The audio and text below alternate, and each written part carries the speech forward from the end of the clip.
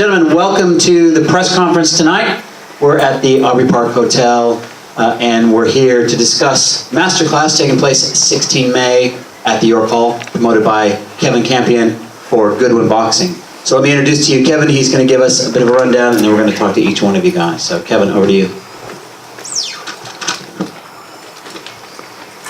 Good evening. Thanks for coming, first of all, out to Hemel Hempstead tonight. It's a bit of a long journey for some of you to get here, and thank you for so many boxers to attend.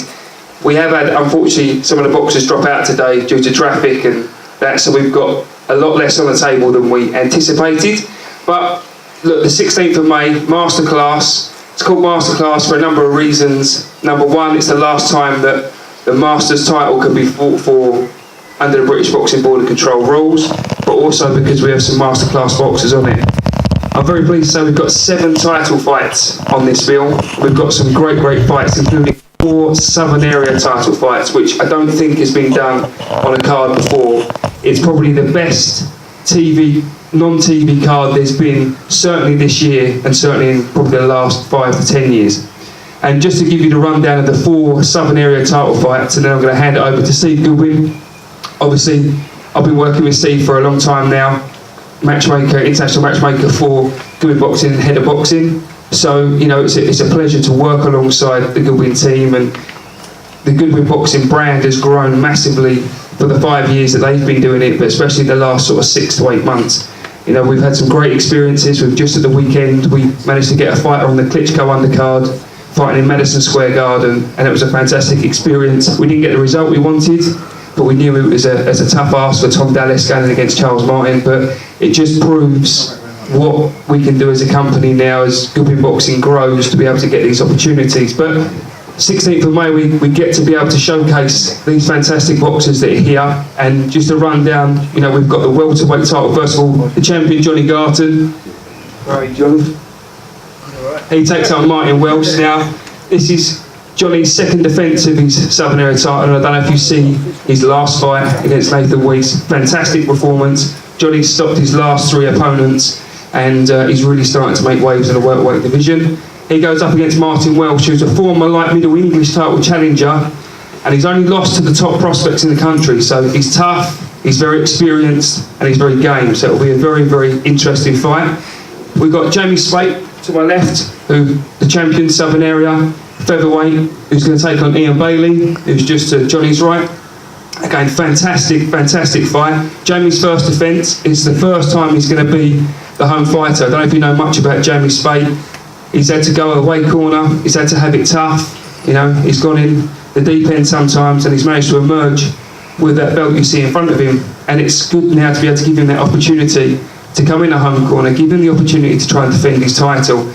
And, you know, he takes Ian Bailey, a former Southern Area featherweight champion beforehand. He's a former Masters champion, and seeing from his Facebook and his social media, he wants his title back. And the 16th of May, it's going to be a cracking fight. Obviously, we've got Philip Bowes, just down the end, takes on Johnny Coyle for the Southern Area light welterweight title. And this is Philip's second crack at the title. He's a former Masters champion as well. It's the battle of the Southpaws. Phil's a slick, stylish southpaw. As I say, he takes up Johnny Coyle, who's a former prize fighter champion. Again, southpaw as well. And, you know, he's undefeated. And Johnny, it's going to be a fantastic fight. Say 2 southpaws together, 2 slick southpaws. So that, you know, could be fight of the night. And then, unfortunately, we haven't got the 2 guys here for the 4th Southern Area. We've got Adam Dingsdale, the champion, who takes on Michael Devine. Adam Dingsdale, you know, proved his class. He's fought. He fought for the WBO European lightweight title. Thank God for me notes. And, you know, he put up a great performance against Steve Ormond, and, you know, just come up a little bit short that night, but he fought the fight of his life and really showed the level he can get. And again, he takes on Michael Devine, prize fighter finalist, got the knockout of the tournament, knocked out Lee Martin with a fantastic left hook. A former Southern Area champion himself, Michael Devine. So it's a great fight. You know, that's just the 4. We've got 3 other title fights in that. But I'm going to hand over to Steve Goodwin. Obviously, you all know Steve, manager of a lot of fighters on the card and head of Goodwin Promotions. So just hand you over to Steve. Thanks everyone for coming once again. I thought I'd just speak a few words about everybody that's on the table, and then we'll pass back to Brett to do some questions to those. Now, on my far right, we've got an emerging trainer, and you may say emerging, but he's now setting out on his own.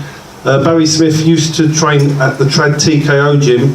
Trad is his brand, and he's now setting out on his own and definitely increasing the level and quality of fighters every minute. And I think we'll see in 4 or 5 years that Barry will become one of the country's top trainers.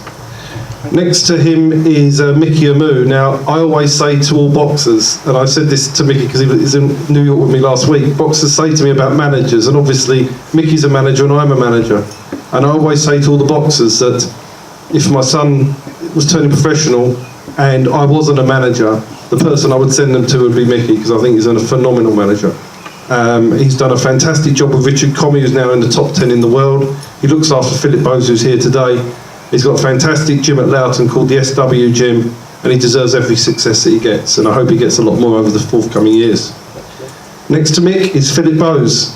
He's undefeated on a Goodwin show, so hopefully that's a good omen. The only defeat he suffered was when he went on a Matchroom show last December. Well, he's back on a Goodwin show, so as far as I'm concerned, he's still undefeated, and let's hope that continues after the 16th. Next to Phil is Ian Bailey, and if ever there was, for journeymen out there, somebody said, don't give up, keep plugging on, it's Ian Bailey. He was taking lots of fights at short notice and plugging away. He's a very, very tough man, but now he's getting noticed for his fights. His results are improving vastly, and this is probably going to be fight of the night. I think the Ian Bailey-Jamie Spake fight, and thanks to Ian for coming. Next to me is Johnny Garton. I'm proud to be associated with Johnny. When we took over looking after him last September, Johnny didn't have titles and he wanted to get a Southern Area title, and here we are 7 months on. He's doing his second defence of the Southern Area title, and if all things go well, we'll be heading on hopefully for the English title. Kevin doesn't need any introductions, but next to him is Jamie Spate. This is his first fight under the Goodwin banner, and we're really delighted to give Jamie the proper preparation and home advantage that he's been craving, because Jamie's, like Ian, been on the road doing it the hard way, short notice, having everything stacked against him. This time he's had proper preparation, proper training, and he's got everything now in his favour, so it's up to Jamie now to prove that he deserves to be back at the English and British title level. Next to Jamie is Adam Salmon, an exciting young light welterweight. Adam is undefeated, he's an exciting fighter to watch, and he competes for the International Masters title on the 16th of May, and we hope that it will be Adam's first title and his first title of many.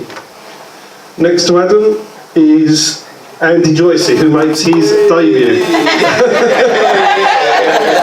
He's got big heads here. Andy's making his debut. I'm delighted. He's a really nice guy. He works with Rod Julian at RJ's gym. He hits really hard, so we're expecting to see some good power shots on the 16th of May. But he will be making good progression like everybody else does at the RJ's gym. They've got a fantastic team and a fantastic camp.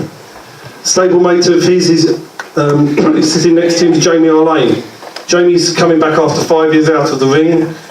He turned pro quite young at 21, 22. He's taken some time out, he's coming back, and he's working closely with Rod, and they get on well. It's a great team, and hopefully Jamie makes it 2-0 on the 16th. And the left of Jamie's the man that makes it happen at RJ's. It's Rod Julian himself. That stable is improving beyond leaps and bounds, and similar to Barry Smith, I think that Rod Julian will without doubt become one of the top trainers in the country over the next 5 years. His stable is improving vastly, and I've always got massive confidence whenever there's a fighter in that stable. So that's it, back to Brett.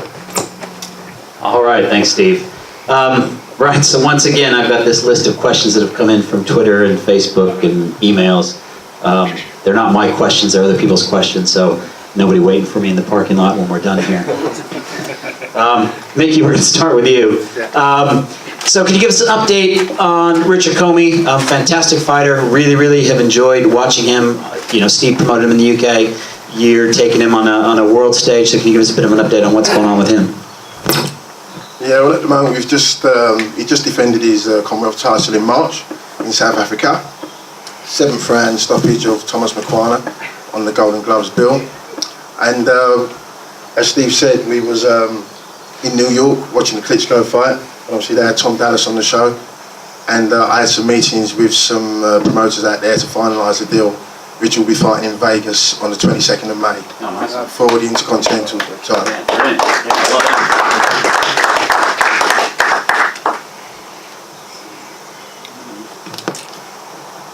Right, again, not my question. Bo's choked in his last fight, so what's different this time?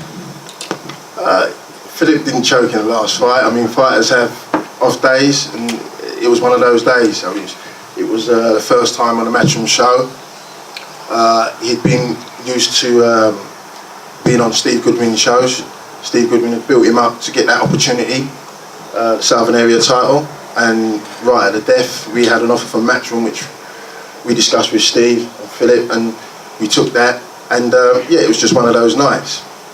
Phil, to his credit, you know what I mean, held his hands up, said it wasn't his great performance, one of his greatest performances, but hey, he wanted to get straight back in the ring, he wanted to get straight back and have another crack at Joe Hughes, and we chased him and chased him and chased him to no avail. Didn't want to fight Philip, didn't want to give him another chance, and he's gone on to do other things. And so now, with the great work what Steve Goodwin's done in getting Phil another crack at the Southern Area, I mean, it's not often if you lose it, you get it in your next fight. And so Steve, we thank you very much for that, because it's a great job you've done behind the scenes, getting that opportunity for Philip, and Philip will be taking it with both hands. And yeah, as Steve said, undefeated on a Goodwin show, so good job you're back. And yeah, good segue into this question from Mark Holt. This is for you, Phil. Do you deserve a second Southern Area after you got knocked out in your last one? Well, you know, yeah, I do deserve a second chance, because, you know, if you watch the fight, I was fighting to continue, you know, but, you know, my corner pulled me out, you know what I mean? Like, should have done it, I think, maybe 2-3 rounds earlier if they was going to do it, because it's final round, you know what I mean, probably only like maybe a minute left, so I wanted to go out my shield, you know, these things happen, you know. On the night, I didn't perform, it just didn't work out for me that night, and, you know, I can hold my hands up and say, well, I was guilty of probably, you know, ill preparation, getting to the venue more than anything, more than preparation itself. But yeah, I've got this this opportunity, and I'll do what I've got to do on the night. Fair enough. Right, and then Juan on Twitter wants to know who's your favorite all-time boxer? Yeah, my favourite boxer all time currently is Floyd Mayweather Jr., but of all time it's Bernard Whitaker, Sweet Pea. You know what I mean? Yes, that's the guy that I try and model my you know, my style of and stuff. But yeah, Floyd Mayweather at the present moment. All right. All right, thanks for that. And on to Ian.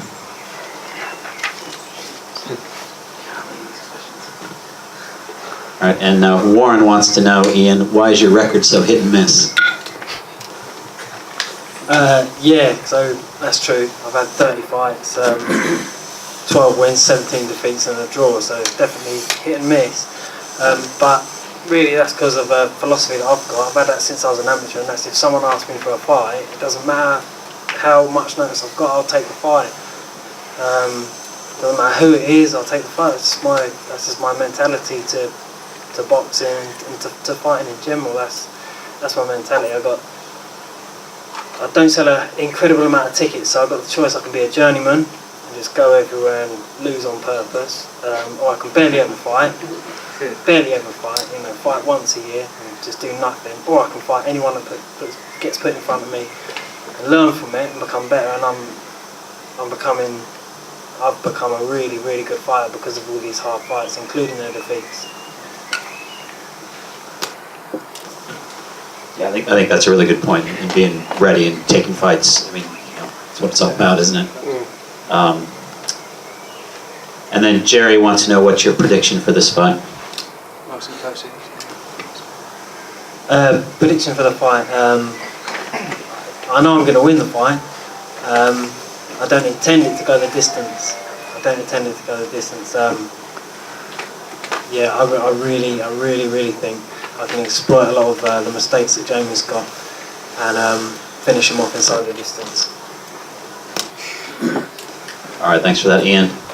Over to Johnny. I think I said the same thing to you last press conference. Really enjoyed your last fight. Brilliant. Really, really good. Thank you. Just keep delivering like that, and I'm a happy guy. So Craig wants to know, you've knocked out your past 3 opponents. Where has this sudden power come from? I wouldn't say that's sudden power. I think the last fight was just a good shot. The fight before that, obviously, Adam, we clashed, an accidental clash of heads, which hurt him. And the fight before that, the fellow weren't throwing back and I was just hitting him at will, so the ref called it off. So I wouldn't say it's a surge in power, it's just how it's gone.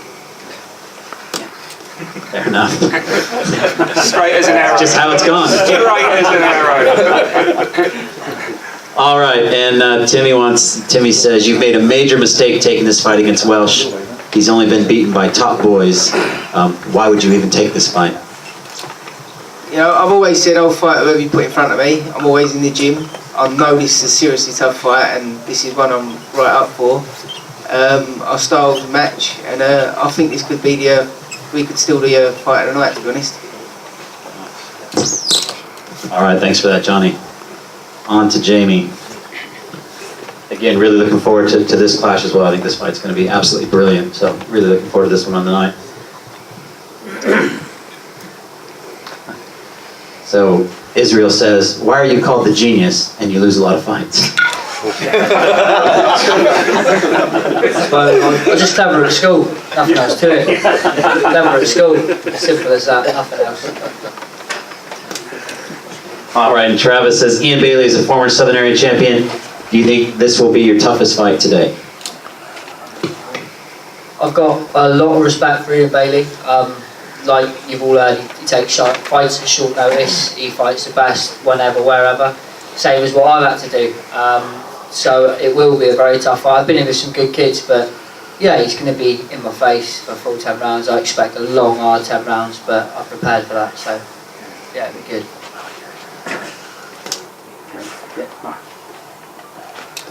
All right, thanks, Jamie. Over to Adam.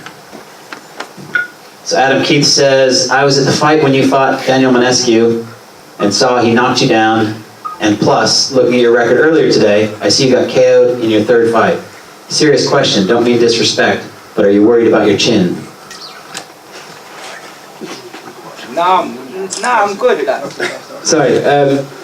Nah, it happens, innit? It's a fight at the end of the day. Like, it's you know what I mean? It's how it goes sometimes, you know what I'm saying? But yeah, I got knocked down, I got up, and I've won the fight at the end of it. So that's the most important bit about it, and I learned a lot from that. And yeah, so Fair enough. And Gerald wants to know, tell me about your preparation for this fight.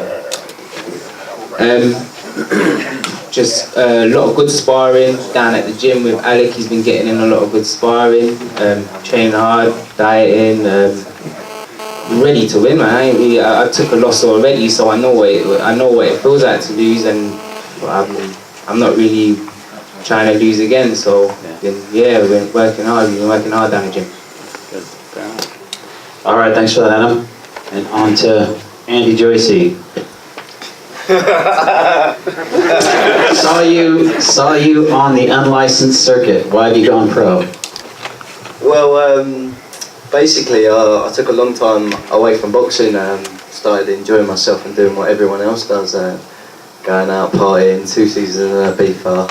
And then I put on too much weight and I was about 80-something kilos, and I thought, you know what, I better sort myself out. So I started getting fit again in the gym. And I thought, you know what, I fancy boxing again. So I went to the audition at the Queensbury, and then that was it. They put me out on a couple of their shows, and then someone said to me, I've got a lot more to give, and I believe that too. This is what I want to do, so why not? Let's give it a crack. Yeah, good. Yeah, Queensbury's not a bad way to come up unlicensed, is it? You get a lot of good experience there. So, Terrell from Facebook says, I know nothing about you. Can you tell me what type of fighter you are and what I can expect on the 16th of May? Well, we're going to find out. Everyone keeps on saying, I can bang a bit because I probably knocked out 2 people in my amateur career. But but it was always, you know, always surprise people, and I think that's what people are going to find out on the night. That I'm going to be a lovely surprise. They're going to look at this fat little kid, and no, seriously, seriously, I'm not your typical sort of like athletic, gifted person. I'm going to go in. I've been called the dough ball, fat boy. Spike was the name of Dale Youth they called me because they couldn't remember my fucking name. sorry. And I've been called the Goose as well, so I've been called everything under the sun. So I've just got a... This is it now, professional boxing. Everyone keeps on thinking about the what could happen, what you know. I'm going to go in there, I'm going to enjoy myself. And when you're enjoying yourself and you're a happy fighter, you're going to be a dangerous fighter. So everyone, watch out and enjoy it. It's going to be a great night of boxing. And everyone on this table, you know, I'll take my hat off to them. You know, they're getting in there and they're doing something that they love doing. And Ian Bailey, I saw him at the Hayes Working Man's Club boxing when he was an amateur. You know, Johnny Garton, I'm a fan. I've seen his last couple of fights and I've been really impressed. Jamie R. Lane's booked a couple of lads from Dale Youth that I used to box at. And we're all going to go in there and we're going to enjoy ourselves. And I think that's the main thing. Okay. I think you've just given yourself the fight name. I think it's Andrew the Lovely Surprise Joyce. All right, thanks for that. Jamie R. Lane. So Keith says, you haven't fought for 5 years, you retired, so the fire was clearly gone. Are you coming back because you need the money?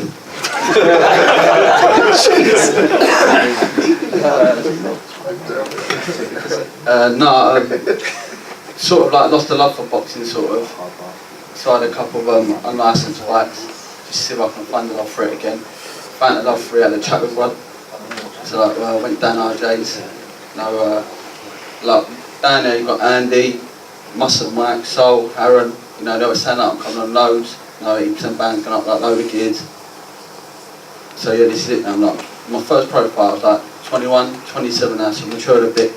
So that's it now, so I'm going to give it one more last shot. Yeah, good. Fair enough. All right, so then Paul, a good follow-up to that actually, says, what's your aspirations in boxing?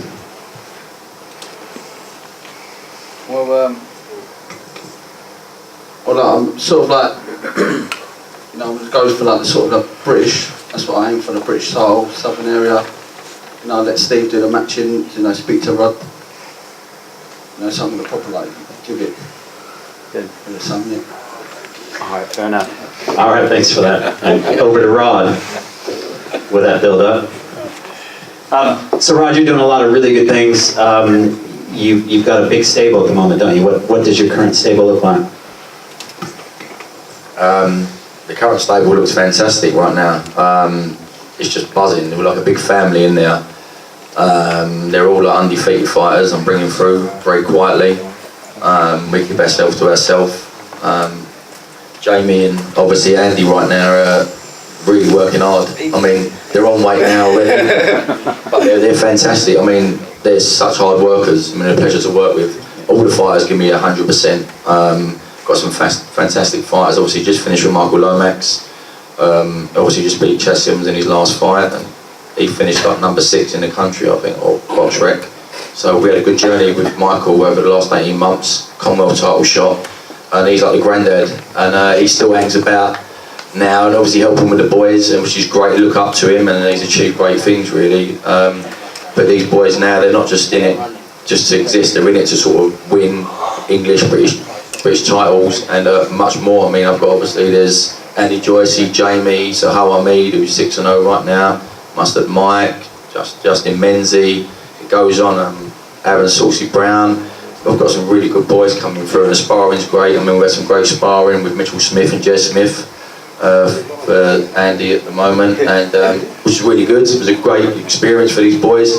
I take them out of the camp when I need to, and it's a great pleasure to train them all. I mean, I just love boxing, and I love the guys, and let's go and do great things, you know. Yeah, good, fair enough.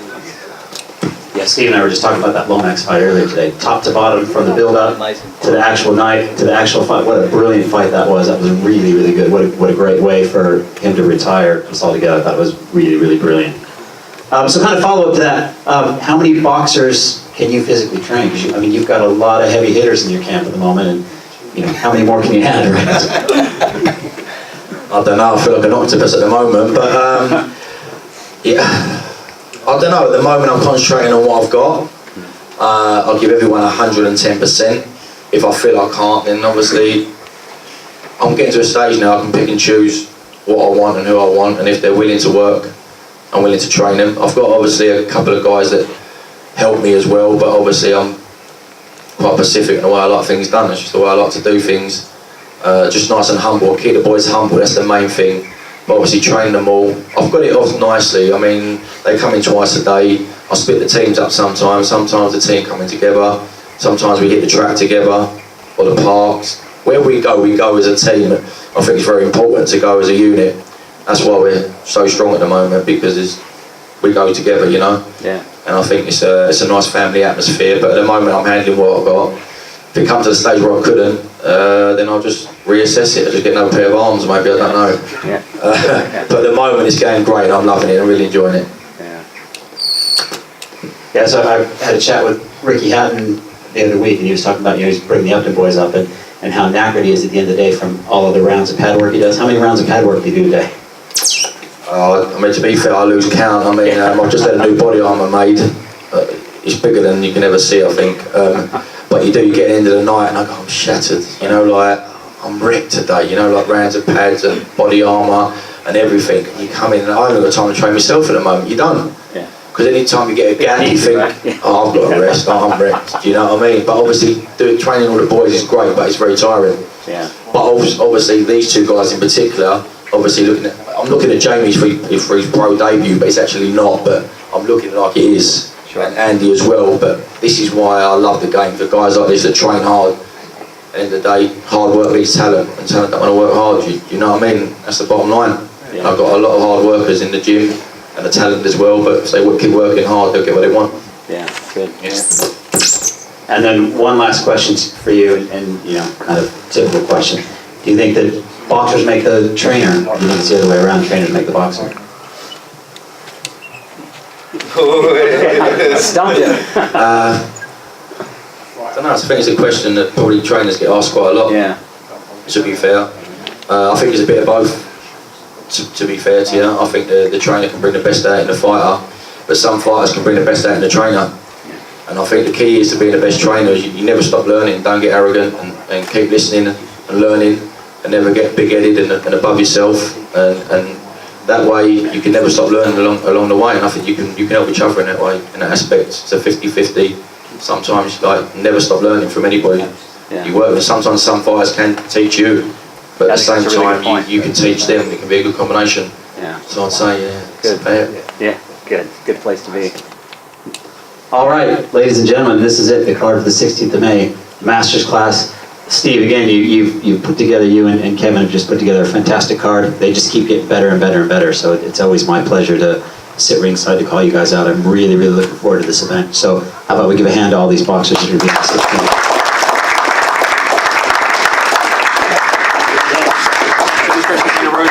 16. Any questions in the room? Huh?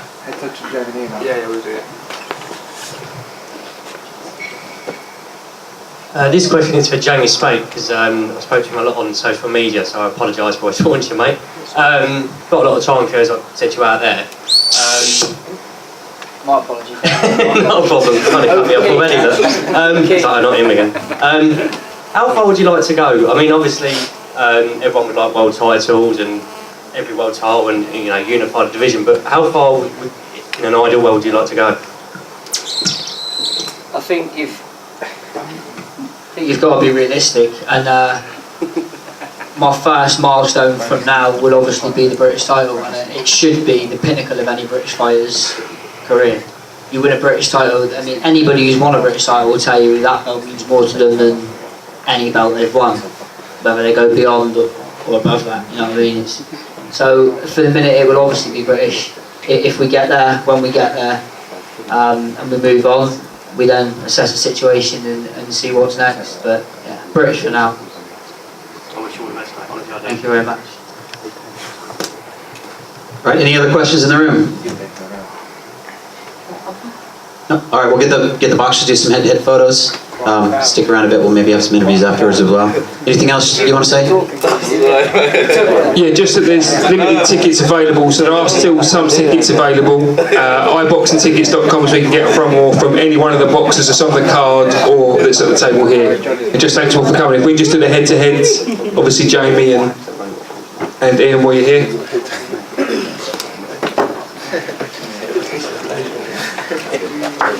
Thanks, I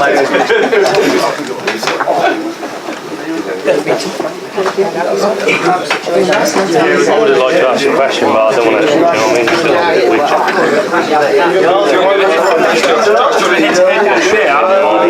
a bit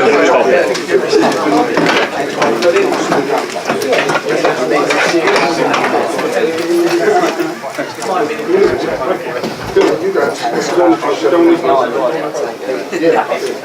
There's all posters here if you need it as well. Face this way.